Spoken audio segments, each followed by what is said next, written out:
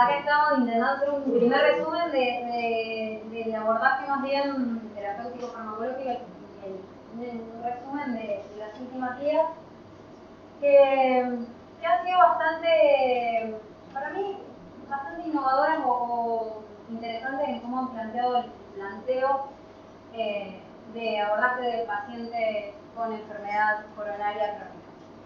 Inicialmente, bueno, un poco volviendo para atrás con lo que planteaba Oscar, la evolución de estos pacientes con placas de ateroma, solo ellos en cuanto a su adherencia al tratamiento, a su genio de enfermedad, digamos, van a poder definir más la adherencia al tratamiento, van a poder definir la evolutividad que tengan. Nosotros no lo vamos a saber, pero sí podemos inferir de acuerdo justamente a esta adherencia, de acuerdo a cómo nosotros podamos controlar los factores de riesgo, de acuerdo a el nivel de impacto que conozcamos de su patología coronaria o de su repercusión hemodinámica o su repercusión fibroventricular. Vamos a definir cuánto riesgo tiene este paciente y cómo se va a seguir manifestando a lo largo del tiempo. Una de las cosas más importantes que tiene esta guía es que ha entendido que no existe más la angina crónica estable en sí misma, sino que la ha resumido, la ha agrupado en síndromes. Por eso la guía se llama síndrome cardíaco crónico y cataloga 6 escenarios diferentes, los cuales el inicial o el más frecuente de ver es el primero, ¿sí? O el que nosotros siempre entendimos como angina crónica estable, que es aquel paciente que tiene la enfermedad coronaria justamente estable en su clínica, incorpora la disnea en este síntoma, y bueno, vamos a hablar bastante de este tema. Pero después se incorpora a aquellos pacientes que han desarrollado insuficiencia cardíaca de novo o disfunción del ventrículo izquierdo y uno sospecha la enfermedad coronaria como origen. El paciente revascularizado dentro del año o post-año dentro de un síndrome coronario. El paciente con sospecha de angina vasopástica o microvascular y el paciente nos da un poco algunos parámetros para detección de la enfermedad coronaria como screening en asintomáticos. Todos estos son diferentes escenarios, así que vamos a ir tratando de explayarnos un poquito en cada uno de ellos. En el escenario inicial, que es la enfermedad coronaria estable, como síntoma estable de la angina, como les decía, incorpora la disnea acá. Me pareció muy interesante este organigrama, digamos, de acción para cuando vemos este tipo de pacientes que en general no los vemos en internación, los vamos a ver o seguir en ambulatorio. Lo primero que hace es tratar de desarrollar con claridad si hablamos de una angina estable o una angina inestable.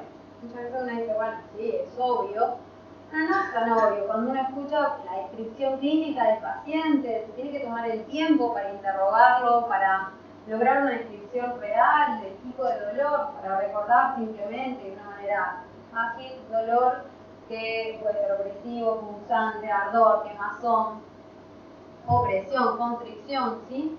Fundamentalmente desencadena el esfuerzo, pero puede desencadenarse el frío, la ingesta, y que ese dolor se va a extender fundamentalmente desde mi abdomen superior, se puede extender hasta la región del cuello, los brazos, la nuca, todo lo que es el dorso, la base de la lengua, las muñecas, un brazo, todos los dos brazos, ¿sí?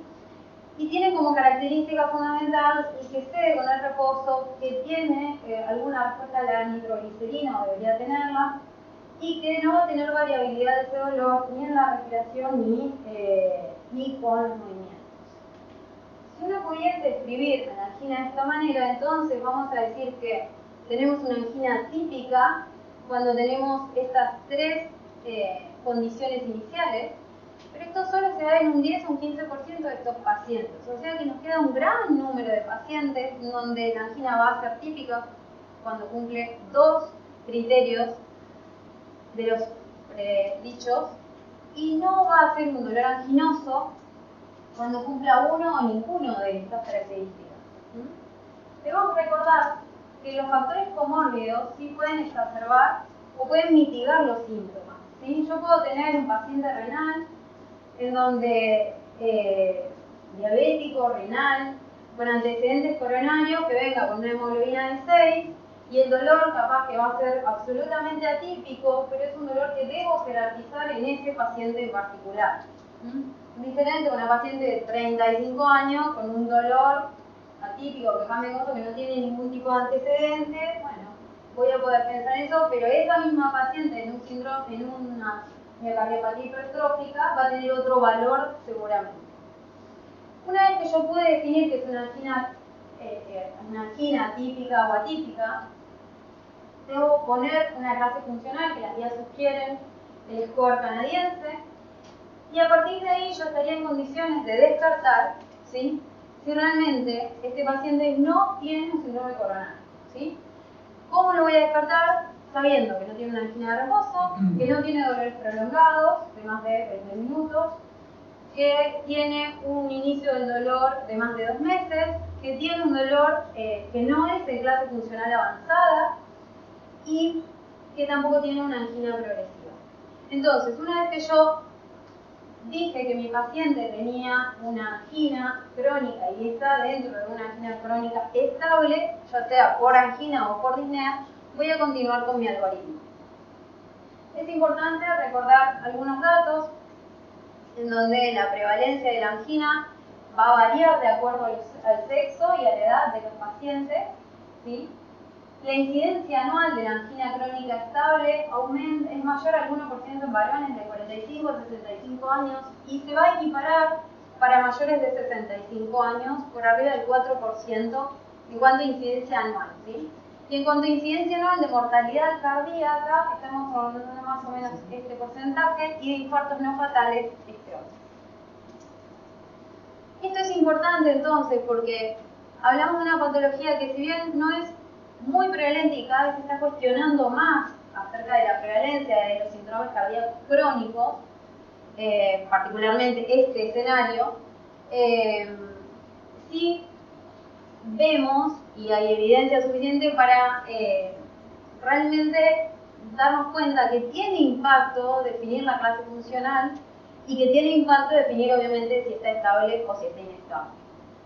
Volviendo a los steps, digamos, de diagnóstico, una vez que consideramos que el paciente está estable, debemos ver el paciente en su situación global, los factores de riesgo, la comorbilidad, la expectativa de vida. Porque si ese paciente, ¿sí?, yo realmente no tengo una gran expectativa en cuanto a la revascularización que sirva realmente para algo, por todo esto que estamos hablando, realmente uno podría decir, bueno, tiene la angina, te voy a tratar, y ahí se terminó el tema, no estoy, digamos, desobligado a ser invasivo y a pensar sí o sí en que hay que revascularizar a este paciente. Pero si decido hacerlo, inicialmente las guías plantean, bueno, esto es un poquito, antes de pasar al otro step, sí plantean y hace mucho hincapié en el uso de score de riesgos.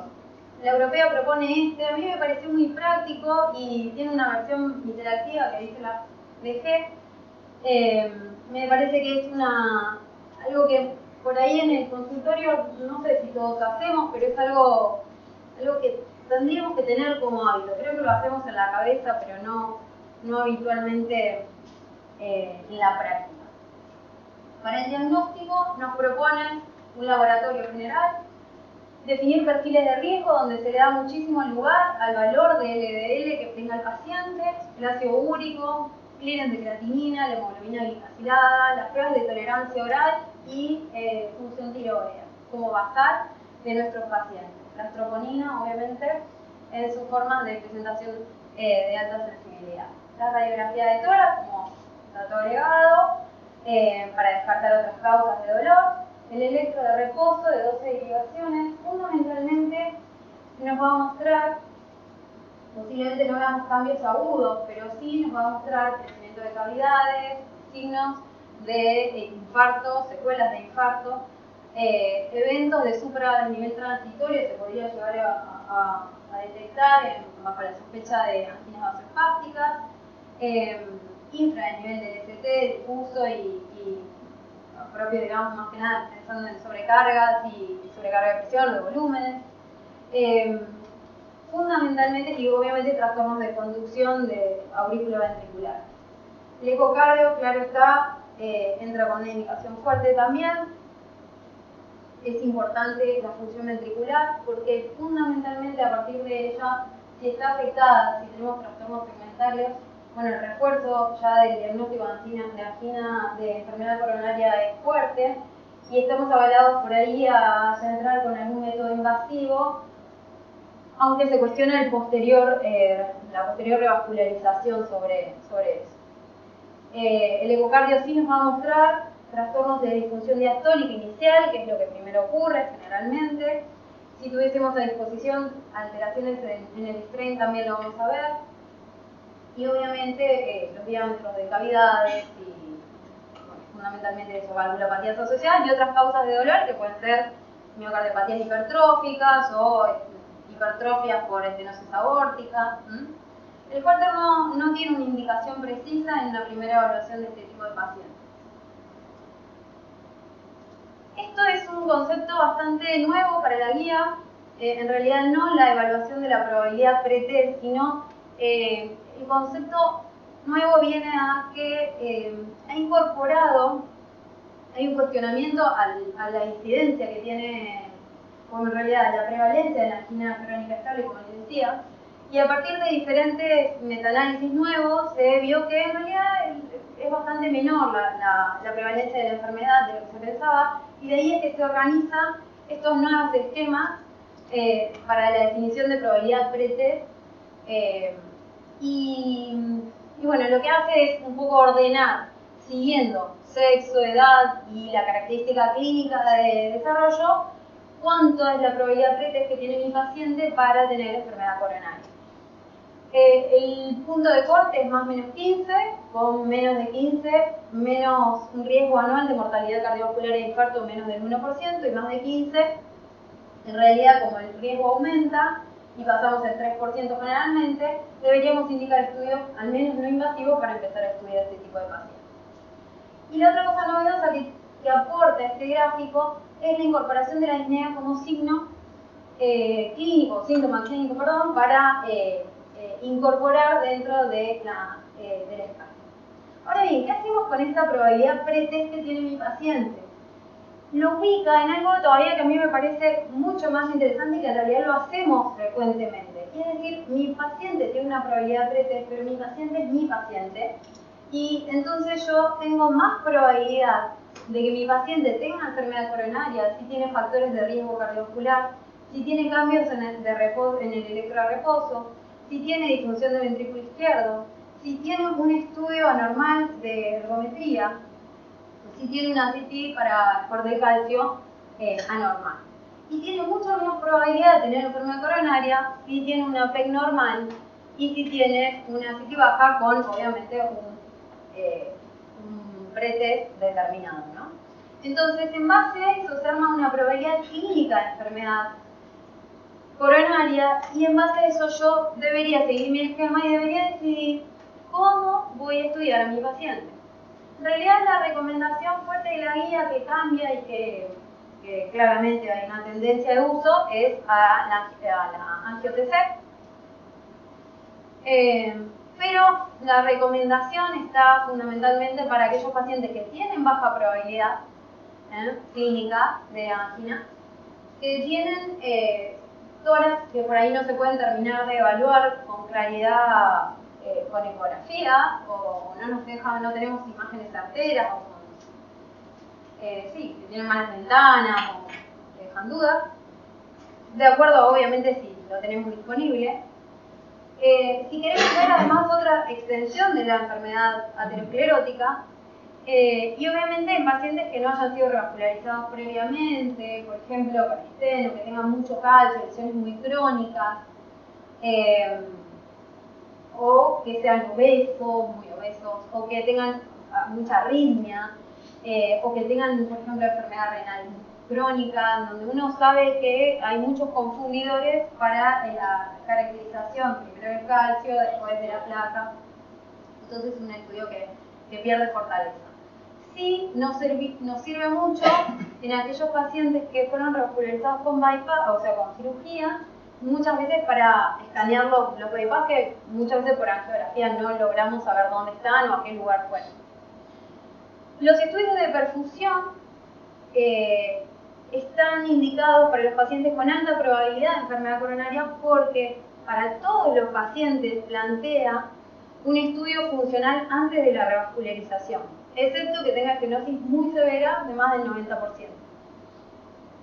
Pero si no, realmente es un estudio que habría que hacerlo antes, entonces es una forma de cortar caminos. Para cuando queremos evaluar también algo de viabilidad. Estamos avalados a estudios invasivos de entrada en este tipo de pacientes cuando la probabilidad son muy altas, los síntomas son refractarios al tratamiento, son a baja carga, ¿sí? Y fundamentalmente en pacientes con disfunción ventricular, muchas veces es nuestro lugar de entrada.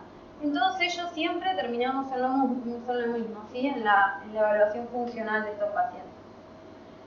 Si ustedes se fijan, el lugar para las drogas siempre está, y no siempre es la primera elección la revascularización. Y esto tiene que ver con el último step en donde fundamentalmente estratifica el riesgo y va a evaluar o va a revascularizar a aquellos pacientes en donde realmente vale la pena cambiarle el pronóstico, porque cuando la leucemia es pequeña, cuando los síntomas son a muy baja carga, cuando el paciente está haciendo bien las cosas, está tratado, cuando logró cambiar su rumbo, digamos, de factores de riesgo, tal vez no tenga un impacto significativo poner un stent o llevarlo a cirugía. El pronóstico entonces está sujeto a todo esto y uno en realidad como médico debe trabajar en el día a día en el consultorio invirtiendo mucho tiempo sobre el estilo de vida. La guía se toma un tiempo significativo para hablar sobre esto y la verdad es que cada una de estas patas de tratamiento han logrado mostrar, digamos, un descenso en mortalidad y en eventos cardiovasculares. Es algo que cuesta mucho hacer en el consultorio, pero que realmente es la única manera de lograr la adherencia, creo, y que el paciente entienda la responsabilidad que tiene, de que gran parte o prácticamente todo depende de que él haga bien las cosas, ¿no? El tratamiento más farmacológico simplemente para dejarle la dieta mediterránea. Y entrar un poquito en el tratamiento farmacológico. Tiene dos patas, además de la revascularización de la cual yo no voy a hablar, así que vamos a centrarnos por ahí. El alivio sintomático tiene que ver con los fármacos antiisquémicos y los cambios del estilo de vida y el control de los factores de riesgo. Y después todo lo que tenga que ver con la prevención de eventos cardiovasculares, infarto y muerte, para disminución de eventos trombóticos agudos y para evitar la disfunción ventricular. Fundamentalmente el tratamiento farmacológico, en lo que tiene que ver con control de síntomas, se divide en dos partes: las drogas de primera línea, beta-bloqueantes y bloqueantes cálcicos; las drogas de segunda línea, nitrato, ranolacina, trimetocina, fluoradina y nicorantina. La combinación, en general, es lo que más beneficia el control de los síntomas, pero no ha logrado tener no ha logrado tener impactos en eventos cardiovasculares realmente significativos. Y la data que viene a sostener, digamos, que los beta-bloqueantes y los bloqueantes cálcicos estén como primera línea, en general es una data transmitida a partir de estudios de síndrome coronario o digamos, de poco peso. Exacto. Fundamentalmente los beta-bloqueantes tienen como objetivo el control de la frecuencia cardíaca, la contractilidad, la disminución de la conducción auriculoventricular y la actividad ectópica, la mayor perfusión de zonas isquémicas al prolongar la diástole. Se busca fundamentalmente el uso de beta-bloqueantes beta-1 selectivos, viso, nevi, meto y atenolol, aunque hay algunos estudios con Carver. El objetivo tiene 55 o 60 latidos minutos y lo tolera bien. Y los pacientes que más se favorecen, bueno, un poco por esto que les decía, son aquellos que tienen antecedentes de infarto, insuficiencia cardíaca y función ventricular reducida. Ahí sí tiene impacto sobre sobrevida y eventos. pero la verdad que los estudios, después hay mucha controversia, específicamente hablando de la enfermedad arterial crónica, digamos, ¿sí? Porque hay estudios en donde, sin haber tenido antecedentes de infarto, los pacientes no tienen significación clínica, ni en reducción de angina, ni en reducción de eventos, el uso fundamentalmente con atenolol, ¿sí? Lo que he leído por lo menos. Entonces, se utilizan de primera línea, como les digo, y en general son la primera elección. Los bloqueantes cálcicos van a ayudarnos con la vasodilatación y la reducción de la resistencia vascular periférica.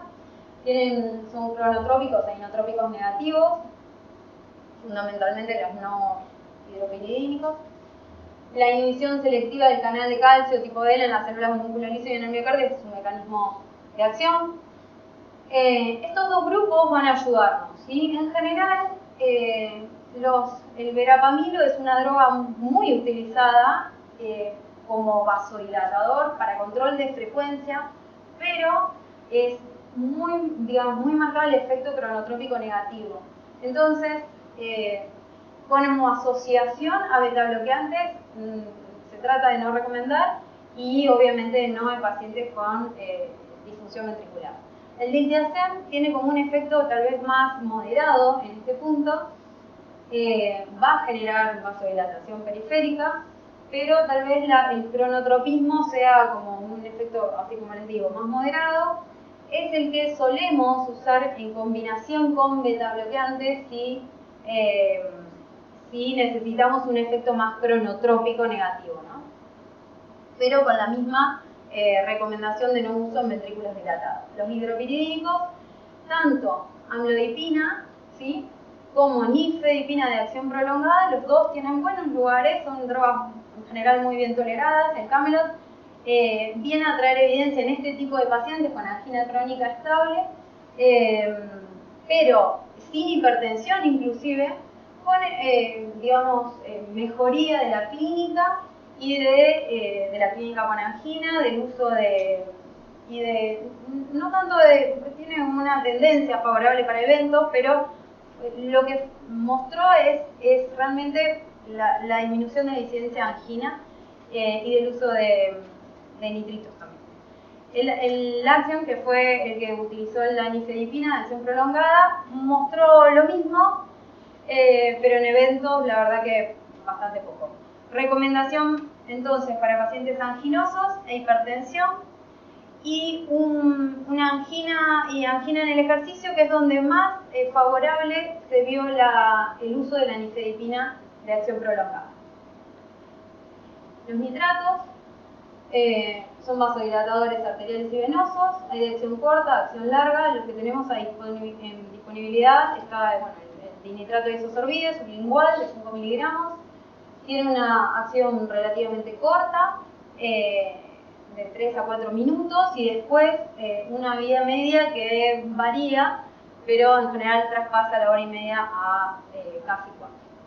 En general, ¿cuándo está recomendado la utilización en este tipo de pacientes? Cuando o viene para resolver un evento de esfuerzo en particular, o viene para un esfuerzo que el paciente ya conoce que le da isquemia, que le da angor, entonces como preventivo lo toma. Segunda línea, y siempre tras la asociación de beta-bloqueantes o bloqueantes cálcicos. En el uso se recomienda tomarlo sentado para evitar síntomas. Los nitratos de acción prolongada, en general usamos el mononitrato, no necesita, digamos, la metabolización hepática. Solemos usar la presentación de 60 miligramos. Es una droga realmente de las de segunda línea, es la que habitualmente utilizamos. Debemos evitarlas en pacientes con miocardiopatía hipertrófica, en estenosis aórtica severa, y obviamente los inhibidores de la fosfodiesterasa y el riociguat. En general, solo vienen a cambiar clínica, no tiene relato de disminución de eventos. Ribavradina, va a actuar como inhibidores de los canales IF sobre el nodo sinusal, solo en ritmo sinusal. Disminuye la frecuencia cardíaca con con poco efecto sobre el inotropismo y la presión arterial, nada. El tratamiento también de segunda línea, se puede usar en intolerancia, beta bloqueantes o bloqueantes cálcicos, en la contraindicación de alguno de ellos o de los dos, y cuando la frecuencia cardíaca todavía no está controlada pese al uso combinado o el uso de alguno de ellos. El mejor resultado se vio con esta data. El estudio, digamos, más, el Beautiful, digamos, fue el estudio que más, o que puso en bandeja a la ivabradina como lo introdujo, digamos. Fundamentalmente no demostró, ¿sí? Ningún evento, no demostró una tendencia en lo que sean los eventos duros, pero sí una menor hospitalización de este tipo de pacientes y menor revascularización, y esto ha sido un poco lo que ha dejado el lugar para que este tipo de pacientes utilice ivabradina. Después vino el SIGNIFIC, este estudio con ivabradina, en donde la verdad no mostró ningún tipo de mejoría del compuesto de muerte o de muerte cardiovascular o de infartos no fatales en pacientes con función sistólica preservada, con tratamiento pleno. El nicorandil no lo tenemos disponible en este momento, pero el estudio que le dio lugar fue el IONA,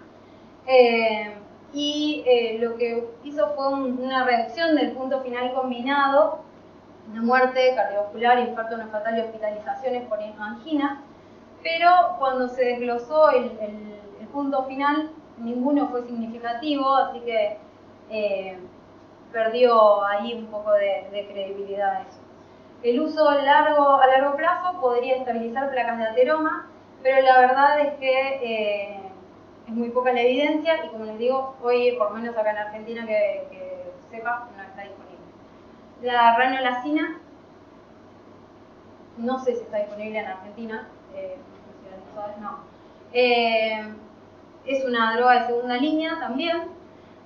Es fundamentalmente un modulador metabólico, va a permitir que la célula isquémica de alguna manera oxide mejor los hidratos de carbono y sea más eficiente a la hora de generar su energía y de utilizarla, generando menos ácido celular y menos láctico. Hay muchos estudios que le dieron lugar, que intentaron estudiar y dar lugar a este tipo de drogas, fundamentalmente en angina crónica estable, pero si bien ha mejorado los eventos de angina, la tolerancia al ejercicio, no hay eventos duros a su favor.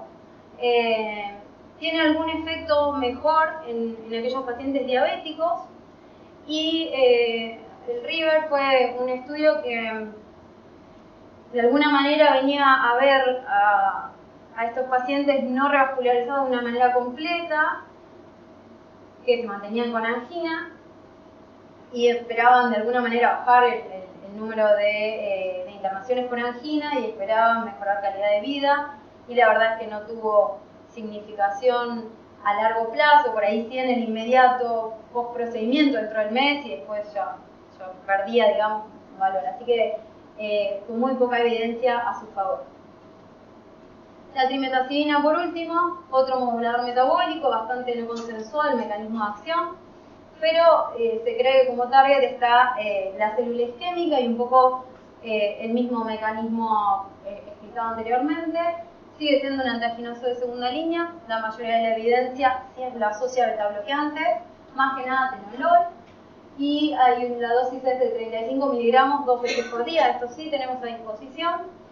Ha mejorado el número de eventos de isquemia, la cantidad de nitritos sublinguales consumidos, efectos muy blandos, digamos, para las pruebas ergométricas, con capacidad de menos infra, o algo más de MET, más tiempo de trabajo en el ejercicio, pero pobres, digamos.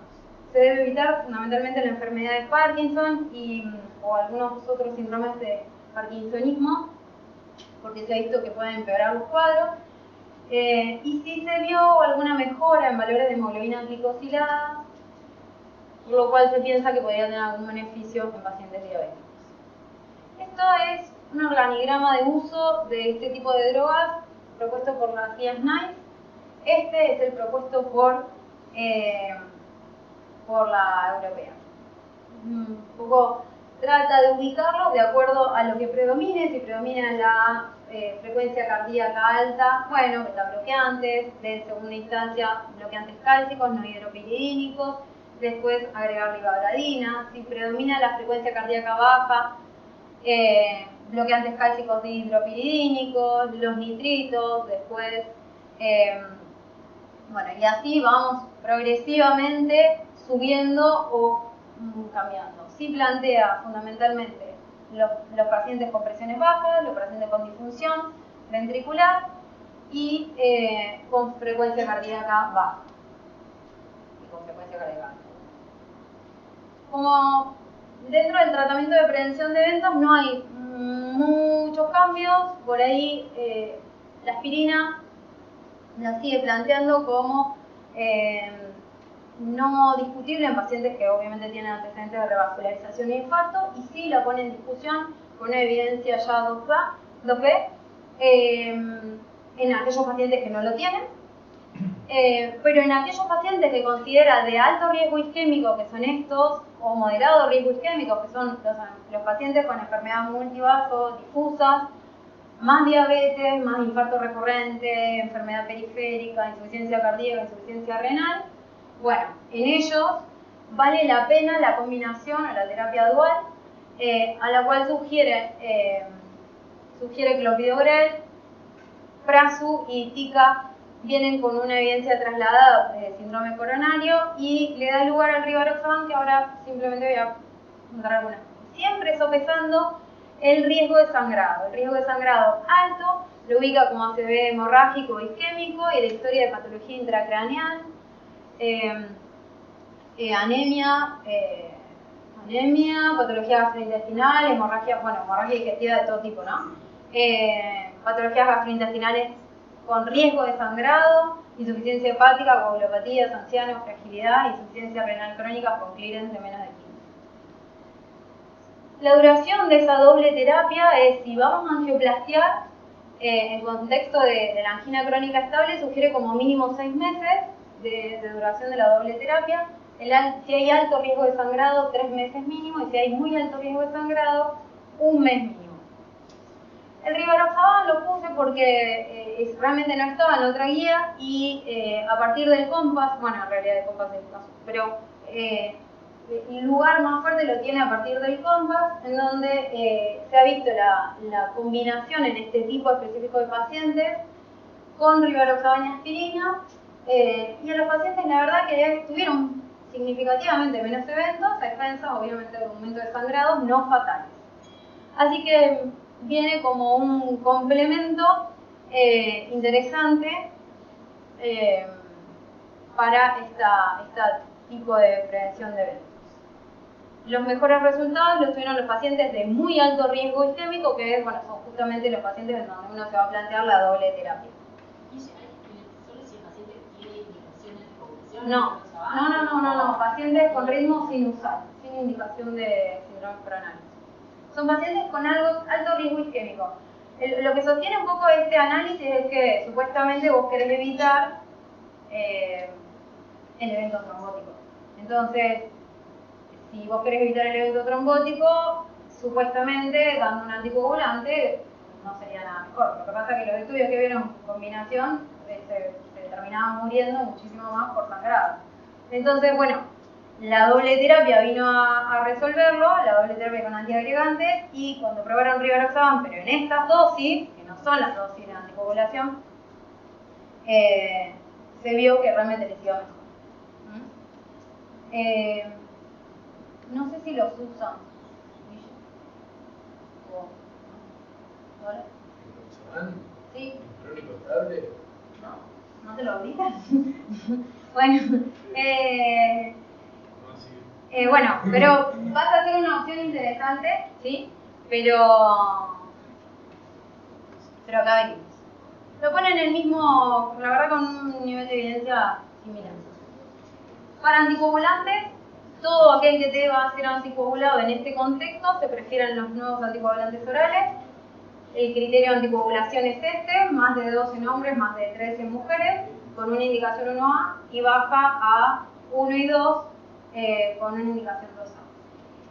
El uso de aspirina o clopidogrel puede agregarse si el paciente tiene alto riesgo isquémico y sin alto riesgo de sangrado. Y si vamos a revascularizarlo, la triple terapia está planteada por una semana, ¿sí?, con aspirina y clopidogrel como preferencia, si hay un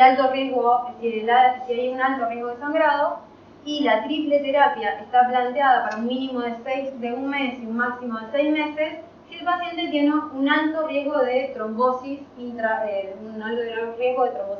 externo. Tratamiento general, la protección gástrica con fundamentalmente inhibidores de bomba, los hipolipemiantes, lo que persigue y medio como que deja como único objetivo es el LDL, menos de 70, descenso de menos de 50 del valor inicial, y de ahí escalona estatinas en altas dosis, ezetimibe, y le da un lugar interesante al ezetimibe, y los inhibidores para cuando los pacientes no logran controlar valores o son intolerantes a las estatinas o al ezetimibe. Y termina dándole lugar a los inhibidores del sistema renina-angiotensina, que no es muy diferente de lo que venimos trayendo, sí plantea como, digamos, en pacientes hipertensos debería ser una opción inicial, con pacientes con angina, hipertensión, insuficiencia cardíaca alta y deprimida, y en angina con angina crónica estable, sin fe deprimida ni hipertensión, pasa a una escala 2. Poquito sobre sacubitrilo, es trasladado de función de insuficiencia cardíaca. En el escenario 2 están los pacientes con enfermedad coronaria estable por revascularización. Fundamentalmente en este punto a mí me interesa que, no se ve, pero el punto es, el paciente con angina crónica estable que fue tratado porque tuvo un síndrome coronario inicialmente, deja muy claro, y eso a mí me pareció muy útil para el manejo ambulatorio, deja muy claro cómo uno lo debe seguir.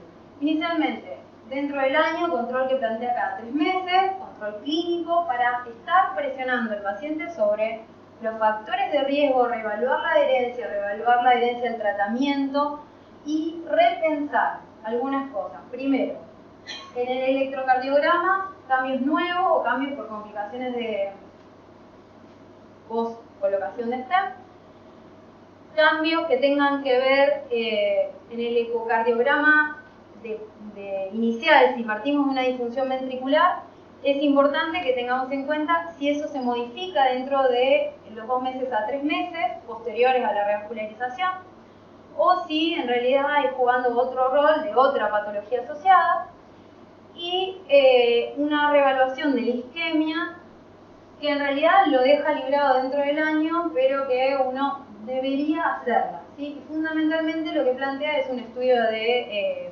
perfusión.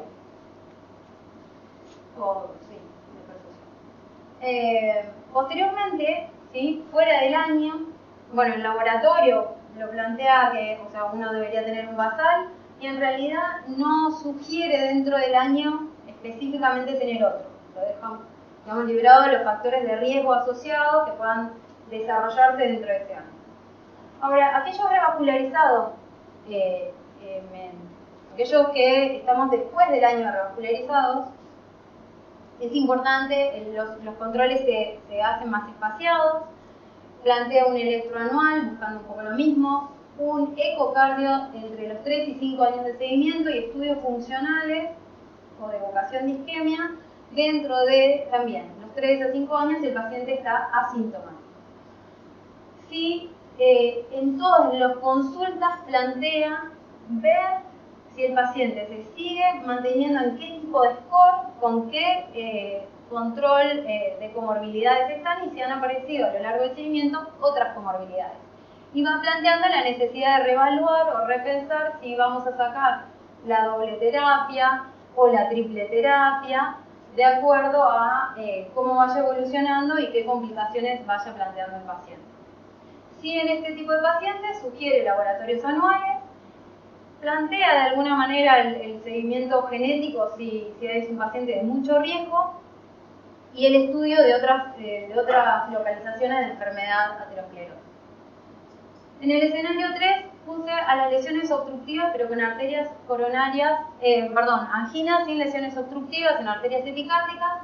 Esto tiene lugar porque existen estudios donde avalan realmente que son pacientes que con angina con angina y arterias coronarias normales o con lesiones no severas, ¿sí? Realmente se mueren más, tienen más eventos. El Gormina es un estudio que es interesante. Ellos estudiaron este tipo de pacientes e hicieron estudios invasivos. Y vieron que realmente poder hacer estudios de provocación de espasmo, como este azul que tienen acá, en donde todos los estudios de invasivos, digamos, pero para ver con adenosina o posadenosina, para ver lo microcirculatorio estaba conservado, pero cuando le hicieron acetilcolina, el paciente hace un espasmo difuso y severo. Entonces, acá hicieron el diagnóstico de angina vasoespástica y cambiaron el tratamiento, lo acomodaron, el paciente mejoró, tuvo una cesación tabáquica, los pacientes, bloqueantes cálcicos, nitritos de acción prolongada, cambiaron el estilo de vida y acomodaron el tratamiento a este tipo de pacientes. Lo mismo pasó con angina microvascular, donde todo lo que hicieron para ver difusión microvascular por fundamentalmente reserva de flujo coronario y índice de resistencia microcirculatorio, les dieron alterada. Después hicieron las pruebas de, esto también es posadenosina, y después hicieron las pruebas de acetilcolina, que en realidad esto puede generar vasoespasmos o no, pero de la microcirculación, ¿sí? Y vieron que este paciente tenía enfermedad microcirculatoria. Entonces acomodaron, pusieron beta bloqueantes fundamentalmente, cambiaron el estilo de vida, estatinas, IECA, ¿sí?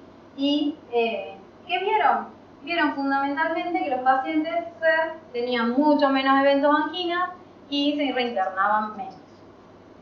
Entonces, la propuesta que hace la guía es que estudiemos de alguna manera, con estudios invasivos si se puede, o con estudios de imágenes como puede ser resonancia o PET, eco para ver el flujo de la descendente anterior también podría ser, pero se necesita bastante experticia y buenos equipos, para realmente poder definir qué tipo de angina tiene mi paciente y, y en base a eso hacer un tratamiento efectivo. Simplemente para terminar este tema, angina microvascular, el diagnóstico se hace con test de acetilcolina, ¿sí? Ante el test de acetilcolina hay angina, hay cambios en el electro concordantes, digamos, supra del nivel en general, infra del nivel en general, y puede haber, y las arterias coronarias normalmente son normales las epicárdicas, pero pueden tener un proceso de vasoespasmo cuando las provocan también. Y todos los test de invasivos que les marqué antes, todos los test que tienen que ver con la resistencia microvascular y el índice de resistencia microvascular y la reserva de flujo coronario están afectados.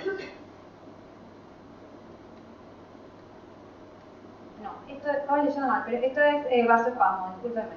Esto, para diagnóstico, eso me equivoqué en el TPO. Esto es angina vasoespástica y es el diagnóstico de angina vasoespástica. Lo que le quería poner acá es angina más cambios en el electro, que esto en general es supratransitorio, y arterias coronarias con lesiones, cuando la estamos provocando, de más del 90%. Y esto es sí con acetilcolina. ¿Se entendió eso? ¿Sí? José María. Bien. Todas las pruebas provocadoras con hiperventilación y provocación del frío son muy pobres en cuanto a la posibilidad de provocación real. Y bueno, nada, eso es a grandes rasgos lo que quería comentar. En cuanto al screening en asintomáticos, que es el último escenario, plantea escoger a todos los pacientes de más de 40 años, tener el hábito de averiguar en pacientes asintomáticos acerca de sus antecedentes de enfermedad prematura cardiovascular, que lo define claramente en hombres menores de 55 años con eventos o en mujeres mayores de 65, y tener el hábito de investigar acerca de hipercolesterolemias familiares en aquellas personas también que tienen normalmente debut de patología coronaria de edad muy temprana. fuera de eso, le da un lugar significativo en el relato a la angiotomografía. Si quisiéramos, podríamos hacer evaluación con índice brazo-tobillo y evaluación de las carótidas también, como para ver compromiso del endotelio, pero la verdad es que todo tiene poco nivel de recomendación. Fundamentalmente termina diciendo que en realidad son pacientes donde uno se tiene que encargar, pero para hacer prevención, tratando de trabajar sobre los grupos de riesgo. En pacientes que tienen diabetes, una última recomendación que me pareció, o sea, no me quería explayar en estos temas, pero esto es fundamentalmente el lugar que le da a los nuevos tratamientos de glucosa 1A en todo diabético con angina, ¿sí? Así que me parece que es algo que si uno ve que tiene un paciente diabético y viene con esta situación, realmente nosotros como cardiólogos tenemos que insistir en el ingreso de este tipo de medicaciones, ¿sí? En paglifosina, Canada, paglifosina, ¿sí? O fundamentalmente la liraglutida. Con respecto a la insuficiencia cardíaca, no me explayé como escenario, pero la verdad no hay mucho cambio. Si esto que les planteaba inicialmente, cuando la disfunción ventricular se constata, estamos avalados a utilizar los estudios invasivos para diagnóstico de la enfermedad coronaria, pero plantea la revascularización guiada por trastornos segmentarios o por estudios funcionales, ¿sí? Así que bueno, eso es un poco todo lo que tengo para decir de esta charla.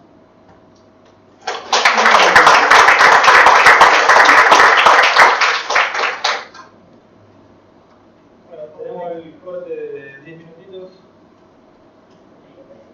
y después seguimos con ¿Y el que me llevar a pregunta? Pues pasó más de 10 minutos. Yo sí, 23.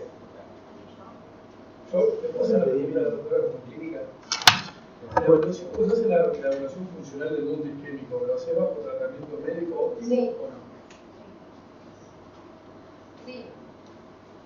Lo que no entiendo es bien por qué la gente se esfuerza en hacerlo al revés, digamos, los lugares donde habitualmente hacen los estudios de perfusión. Sí, pero, o sea... Esa enfermedad beta-bloqueante sobre todo. La verdad es que yo, digamos, cuando uno da beta-bloqueante, por ejemplo, cualquier cosa que interfiera sobre la frecuencia cardíaca o sobre la contractilidad, lo hace pensando, o deberíamos hacerlo pensando que el objetivo que tenemos sobre eso, ¿sí? Y yo lo que quiero es ir a buscar cuál es la respuesta real que tiene mi paciente y cómo va a evolucionar. Es esto que excita dudas, ¿sí? Pero como el tratamiento farmacológico está planteado para hacerlo sin demostración de isquemia, vos si no tenés duda acerca del paciente realmente coronario, estás avalado a usar tratamiento médico. Una pregunta rápida. ¿Te parece que esto que dice la guía en términos generales de pacientes con angina refleja la práctica diaria de nuestro ámbito? No, por eso arranqué. ¿Y por qué te parece que no pasa? Porque ¿vos te referís al tratamiento o a...? En general, ¿es clara la guía? ¿Cuál es el pronóstico? No es clara. De hecho, cuando se habla de la parte de priorización del paciente final, después que vos tenés el estudio, es bueno que lo vuelvas a escorear y que digas qué monto o qué riesgo tiene. Pero sí aclara, más allá del estudio funcional o del estudio que vos hiciste y del riesgo que te da el estudio, no te dice por qué vos llegás a más o menos riesgo. Yo creo que es porque son pacientes que no terminan de ser estudiados evolutivamente en el tiempo, para mí. Y por el otro lado, es porque son heterogéneos también, no sé, en cuanto a la presentación. Entonces, creo que esa es la falla que tienen.